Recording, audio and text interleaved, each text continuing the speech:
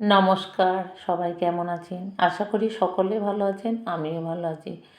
চলে আসলাম পুরুলিয়া মানবাজার, আর এই জায়গাটার নাম হচ্ছে ইন্দকুড়ি। এইখানটা 4-5 দিন থেকে বইমেলা চলছে। যাই হোক, রিমির বাড়ি প্রথম দিন গেলাম। সেই দিন প্রথম দিন রিমি বাবা শান্তনু আর ওদের বাড়ির বাচ্চাগুলোকে নিয়ে গেছে। দ্বিতীয় দিন আমি, রিমির বড় যা আর বাচ্চাদেরকে নিয়ে আমরাও মেলায় চলে গেলাম। বই মেলায় বলছে, কিন্তু বইয়ের কাছে অবধি পৌঁছাতে পারিনি। মেলাটা এতটা বড় ছিল আর কি, বিশাল বড় মেলার, বিশাল লোকজন। যাই হোক, আর মেলা মানে এই যে বেলুন, খেলনা বাচ্চাদের যা হয় হরেক মাস সব রকমের, তো সবাই জানেন। তারপরে চলে আসলাম ওই যে ফুচকা খাবে, দিয়ে ফুচকা খেলাম আমি, শান্তনু, রিমির বাবা, রিমি।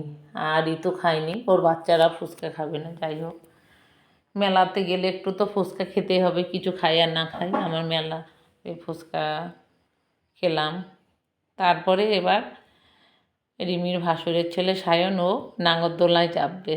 দিয়ে ও একা চাপবে না, ওর সঙ্গে কে চাপবে। একবার বলছে, রিমিকে বলছে তুমি চাপো, একবার শান্তনুকে বলছে তুমি চাপো, এই যে এইটা সায়ন। আর ওর মাকে বলছে তুমি চাপো, আর আমাকে বলছে, আমি বলছি বাবারে, আমি দেখি আমার মাথা ঘরে চাপবো কি। যাক, লাস্টে শান্তনুকে নিয়েই চাপালাম। আর যখন চাপলো, লাস্টে যখন সেই ঘুরছিল, ওইটা দেখে আমারই মাথা হচ্ছিল। আর ওরা তো কী আর বলবো। আর এই যে এটা হচ্ছে ওর ভাসুরের মেয়ে, বড় জায়ের মেয়ের মিষ্টু, আর এটা হচ্ছে সায়ন।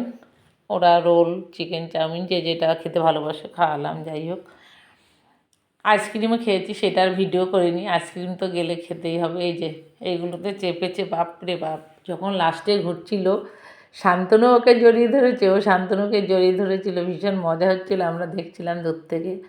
সবাই ভালো থাকবেন, সুস্থ থাকবেন। ধন্যবাদ সবাইকে।